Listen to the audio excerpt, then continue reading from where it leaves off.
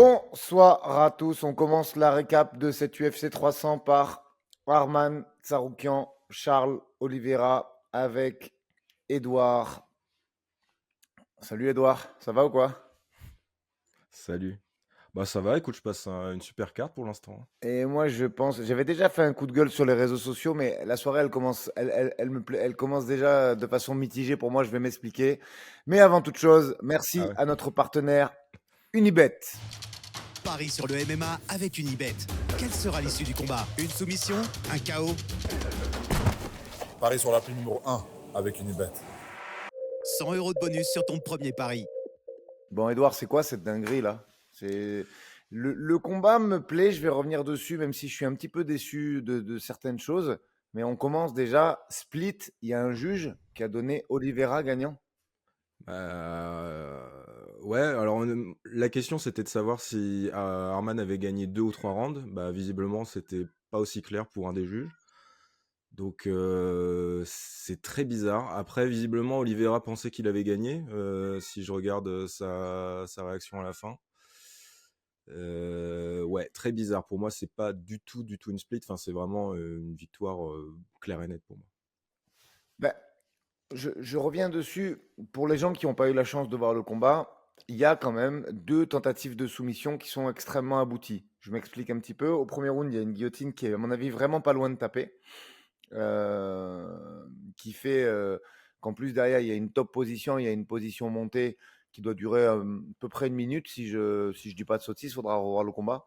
Mais avec un travail de frappe qui n'est pas enchaîné, avec un renversement de Arman Tsarukyan qui reprend une garde et puis un petit peu plus tard une demi. Effectivement, il est tendu le round parce qu'il y a pas de dégâts occasionnés par Tsarukyan, mais il y a quand même une position où la soumission n'était pas loin. Le deuxième round, je pense que même notre juge récalcitrant qui met Oliveira donne Tsarukyan parce qu'il y a un travail létal en ground and pound sur des coudes et je pense qu'il est même pas loin de le sonner sur la toute fin du round. Vraiment, là, on a vu un Tsarukyan très dominant. Je sais pas ce que tu en as pensé sur ce deuxième round. Ouais, non, non, bon, il s'est fait rouler dessus sur le deuxième. Je trouve que c'était à peu près ce qu'on attendait. Enfin, moi, j'avais peur que Tsarukyan se retrouve au-dessus dans la garde un peu d'Oliveira parce que il a montré à quel point il pouvait maîtriser ce compartiment du jeu. Et ouais, je trouve que ce qu'il a fait, c'est vraiment impressionnant et il est pas loin de le finir pour moi, tu vois, dans le deux. Ouais, entièrement d'accord. Et le troisième round, on finit l'effet de round et après on reviendra sur le combat dans son intégralité et l'effet de combat. Et le troisième round, il est quand même plus disputé, surtout la première partie du round où je trouve quand même qu'on a un Tsarukyan qui cadre mieux et qui est plus efficient, en tout cas qui met un petit peu plus de volume. Il fait son takedown. Effectivement, il n'y a pas d'énormes dégâts. Ça, je le concède. Et j'essaie de comprendre pourquoi le juge il met le troisième à Oliveira. Parce que il y a un Brabo qui est tenté et qui est pas loin quand même. Hein. Il y a un Ouais. Brabo qui est tenté et qui est pas loin. euh, et qui doit durer, je pense, une quarantaine de secondes, un peu moins d'une minute. Alors, le mec voit effectivement un Brabo fermé. Le mec voit, enfin, quand je dis le mec, je parle du juge. Hein. Euh, Même si j'arrive à comprendre le raisonnement, je suis pas du tout d'accord avec la décision. C'est-à-dire que sur, on va dire, 2 minutes 30 de top position et de frappe, même si c'est pas hyper prolifique, disons-le clairement, on n'est pas sur le comeback du deuxième. Lui, il met le round parce qu'il dit il y a une soumission, une tentative de soumission. Bon, c'est un point de vue que j'arrive à comprendre, que je respecte pas parce qu'on sent quand même que Tsaroukian, même s'il finit mal, et ça, c'est pas bon, euh, alors il n'est pas spécialement en danger. Il pouvait même tenter, je pense qu'il pouvait tenter des escapes euh, et s'en aller de là. Il décide de rester parce que c'est fini, je pense. Mais vraiment, je suis très étonné du point de vue du juge qui décide sur ce Brabo de donner le round à Oliveira. Je ne sais pas ce que tu en as pensé. Ouais, non, puis ça, c'est embêtant parce que c'est quand même la plus grosse victoire de Tsarukyan de sa carrière. Et ça entache un peu de finir sur une split, alors que, ouais, je leur dis, bon, après, je pense qu'on va revoir le combat tous les deux, tu vois, mais pour moi, c'était assez net. Donc, ça entache un peu. Après, Après, voilà, c'est quand même une grosse victoire et puis ça le rapproche bien du title shot, quoi. Bon, le combat, on l'a revu round par round. Sur sa globalité, analyse et déception vite fait, même si on reviendra dessus dans la semaine qui suit. Tsarukyan égal à lui-même, costaud, même s'il était plus petit, presque bully dans la division, très massif. Je disais, moi, dans certaines previews que je voyais qu'il augmentait sa boxe. Ben, on ne l'a pas trop vu ce soir, il faut être honnête. On n'a pas vu une augmentation de son striking. Sa lutte, on la savait supérieure, mais pareil, c'est plus des actions de scramble qu'en fait que le combat est allé au sol que de la lutte proprement dite. Un petit peu perméable sur les tentatives de soumission, parce qu'à très haut niveau, on sait qu'il n'y a pas que Charles, hein. Il y a Islam qui est pas mauvais au sol et tout. Et je l'ai trouvé quand même. Je l'ai trouvé un poil léger quand même. Je trouve qu'il s'est fait renverser assez facilement et que l'autre, il est quand même pas loin de finaliser. Sur 3, ça passe. Est-ce que sur 5, avec le niveau de fatigue et l'effet de fight, se serait passé? Je rabaisse pas la performance, hein. Là, je m'interroge pour la suite rapidement avant de passer au combat suivant. Mais je me dis que sur 5 rounds avec la fatigue, il y a eu quand même beaucoup d'alertes sur sa défense de grappling ce soir. Euh, voilà ce que j'en retiens, moi, vite fait. Si je fais une synthèse de Arman Tsarukyan, après on parlera d'Oliveira, je pense quand même qu'ils peuvent savourer la victoire, mais je serais un poil inquiet, moi, sur la défense de grappling. Ouais, il y a un début de combat qui est très compliqué pour lui de Tsarukyan. On va le revoir, mais je pense qu'il passe vraiment pas loin sur la guillotine. Elle a l'air quand même pas loin d'être finalisée. Après, Même il tu retrouve sais un qu'il peu il y a un triangle fermé, Edouard, aussi au deuxième, hein. Il y Ouais, a un aussi, triangle ouais. fermé au deuxième. C'est dans les 10 dernières secondes. Mais tu vois, ça fait beaucoup d'alertes quand même. Tu vois ce que je veux dire? Tu peux Ouais, prendre une tentative de finalisation qui te sauve sur un round. Mais là, entre toi et moi, en vrai, il y a eu 3 tentatives de finalisation sur 3 rounds. Même si elles sont tardives, même si, euh, effectivement, je pense que c'est pas d'effet de combat pour le deuxième et le troisième round. Bah, en fait, il en a pris une à chaque round. Donc, ça peut laisser à penser sur la suite une certaine perméabilité de sa défense de grappe. non, c'est vrai, je pense que tu as raison. On verra. Après, c'était aussi la première fois qu'il rencontrait une adversité de ce niveau-là, tu vois. Donc, il y a ce truc-là à prendre en compte aussi. C'est À vrai, voir, ouais, c'est vrai. pour les prochains adversaires. Et Oliveira, pour terminer cette petite analyse, je sais pas quoi dire. Moi, je suis fan, hein, Ouais, moi aussi. du combattant. Je revenais dessus. À chaque fois, je ressens ma vieille anecdote, mais à Abu Dhabi, quand il prend Islam, il prend le soin de dire bonjour à tout le monde dans le vestiaire. C'est une méga légende, ce mec-là. J'ai même Hmm. pas envie de d'écorcher ce qu'il fait. Euh, Cela étant, je suis quand même obligé de donner une opinion sur ce qu'il a fait. Et en fait, je vois pas de renouvellement. Alors, il est quand même jeune, même s'il est dans le métier depuis très très longtemps et qu'on le connaît depuis une éternité. C'est parce qu'il est rentré à l'UFC très tôt et il a pas 40 ans, quoi, tu vois. Et de ce fait, je pensais qu'on aurait pu voir une adaptation, peut-être un travail plus axé anglaise pour essayer de tenir le combat debout. Parce que finalement, là, on a un combat, voilà, il s'est passé ce qui s'est passé. C'est Tsarukyan qui gagne pour moi de façon nette et précise, mais on n'a pas vu. On pensait qu'il y avait un couloir, une fenêtre de tir en tout cas sur le striking.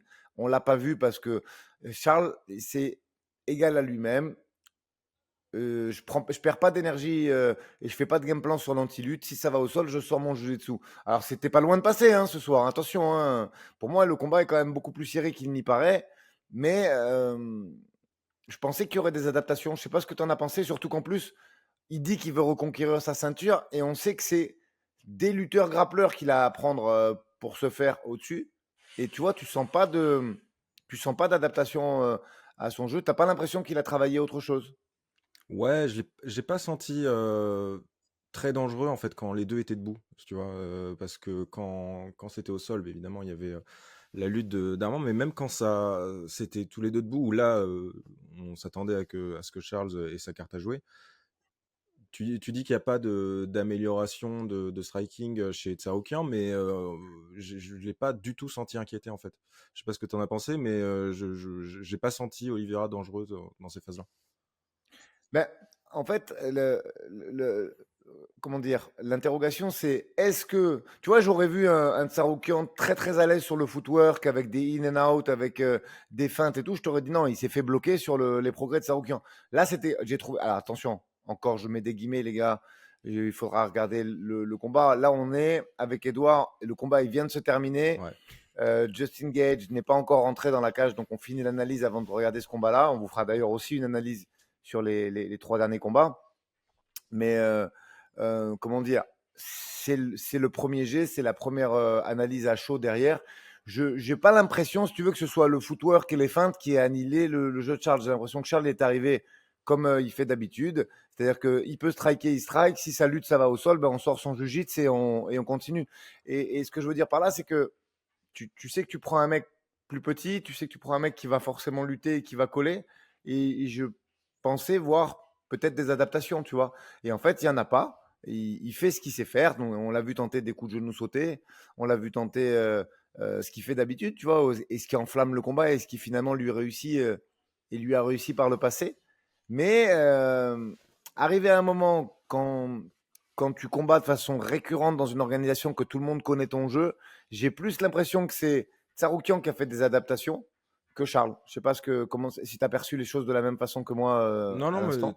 t'as raison. Moi, j'étais quand même un peu déçu de Charles ce soir. Tu vois, je l'ai vu arriver quand même assez confiant. Ah, J'avais l'impression que ça allait, qu'il arrivait. Ouais, je l'ai senti confiant pendant toute la fight week et même quand il est arrivé. Et au final, ouais, un peu déçu. Et puis la réaction de toute fin où il contrôle Tsarukyan et il tire la langue en mode bon, voilà, je sais que j'ai gagné. Je trouvais ça un peu bizarre. Donc, je vais pas dire tant pis pour lui. C'est dommage parce que tu vois, il avait le title shot qui était donné en octobre dernier. Bon, finalement, ça s'est pas fait, c'est avorté. Il s'en éloigne un peu maintenant. Bon, c'est un ah peu bah triste, mais écoute, c'est de sa faute aussi. est-ce que c'était son dernier run? Ça, c'est l'avenir qui nous le dira, mais je suis d'accord avec toi. Après, moi, tu vois, je suis comme toi, on analyse et on essaye de le faire à tête froide et de façon totalement neutre, mais tu as envie d'y croire quand tu entends, ouais, je vais revenir, je vais reprendre ma ceinture, toutes ces déclarations un peu conf de presse et interviews d'avant-combat, tu as envie de croire à ça. Tu te dis, vas-y, il bosse, il le veut, il va le faire, tu vois, mais sauf que bosser dans ce milieu, c'est pas faire la même chose à la salle de façon perpétuelle, c'est se remettre en question, se renouveler et peut-être proposer des choses un peu nouvelles. Alors après, des fois, tu vois, tu fais un camp et tu te rends compte que les bienfaits du camp, enfin les bienfaits, les qualités que tu as travaillé sur ce camp, tu les as que 3 mois ou 9 mois ou 6 mois plus tard, tu vois. Peut-être effectivement qu'il s'est remis en question, mais que ça n'a pas été, comment dire, ça n'a pas été visible et suffisant sur ce combat. Mais personnellement, moi, j'ai pas l'impression en fait qu'il se remette, qu'il essaye de renouveler son jeu. Et je Mm. pense que au stade de carrière où il en est, et surtout au niveau où il en est, s'il va pas chercher ça, ça risque d'être un peu compliqué de le revoir retenter une ceinture ou retenter en tout cas le très haut niveau de la catégorie. Ouais, totalement. Et puis là, bah, Tsarukyan vient de rentrer dans la liste des contenders possibles. Va falloir éliminer Poirier, va falloir éliminer Tsarukyan pour retrouver une chance pour le titre. Même peut-être Gadji, hein, on ne sait pas, on va voir dans 3 minutes. Donc, Eh ben justement, écoute, voilà. pour terminer ce podcast, futur des deux, qu'est-ce que tu en penses, Edouard? Allez, futur de Tsaroukian, je pense que tu te mouilles pas trop, on commence par ça. Qu'est-ce que tu en penses? Ouais, non, mais Tsarukyan, pour moi, il mériterait un title shot. Tu vois, en plus, ça ferait un truc un peu vendeur avec une revanche contre Islam. Je pense que son management va essayer de l'avoir. Après, je vois pas, j'essaie d'y penser, mais je vois pas trop. Peut-être aller taper un autre de la vieille garde, tu vois, un Dustin Poirier ou un Gaethje, mais bon, je pense que quand t'as battu Oliveira, tu peux prétendre au title shot direct, quoi. Ouais, avant de passer au futur de Charles, je pense que est-ce que il grille la question en fait pour moi, il y a eu Dustin Poirier qui bat Benoît Saint-Denis, Et là, on a Arman qui bat Charles Oliveira. Est-ce que. Alors, on parlait de Dustin pour le title shot. Est-ce que Arman vient de lui griller la place? Moi, j'ai envie de dire oui, clairement. Je veux Ouais, dire, c'est clairement. pas la même victoire. Même si Benoît, c'est le futur de la division, j'en suis moi-même persuadé. Au moment où on se parle, en termes de ranking, je pense que la presta de Arman est meilleure, même si elle est pas parfaite. Et moi, pour moi, il est contender à la ceinture sur les projets de défense de titre qui sont en plus, ça colle au niveau de la temporalité. Je crois qu'il veut défendre en juin, Ouais, ouais. Islam, ou en juillet, tu vois. Et Donc, puis il vient de ça faire un colle, 3 ça colle. rounds. Il vient de faire un 3 rounds. J'ai pas l'impression qu'il ait pris trop de dommages. Ça colle carrément. Ouais. Et pour Charles, voilà, hein, il se resitue dans le top 5 de la division. Donc, on a vu que l'UFC n'hésite pas à aller chercher, euh, comment dire, des gens qui sont 10e, 11e, 12e, voire 15e et les frotter au top 5. Donc, je ne sais pas ce qu'ils vont lui proposer. Ils sont allés un peu trop vite, je trouve, que ce soit Diego Lima et les gens qui parlent ils parlaient de Connor. Je ne sais pas pourquoi ils sont allés remettre Connor dans Mm. l'équation si ça se passait bien ce soir. Tu sens que, tu vois, c'était pas organisé, c'était pas réfléchi, je trouve, leur plan de communication. Donc là, il n'y a plus de Connor. Il y aura un contender de la division. Moi, je pense que. Je sais pas, mais je pense qu'on va être surpris. Tu verras ce que je te dis. Je pense qu'on va être surpris sur l'adversaire Ah ouais. et que c'est pas ce qu'on pense. Après, on verra bien. On verra bien, Edouard. Tu as envie de rajouter un truc avant qu'on regarde Dustin Max Holloway, qu'on fasse l'analyse dans quelques minutes? Bah écoute, non, je pense qu'il y a la violence qui nous appelle là, donc on va y aller.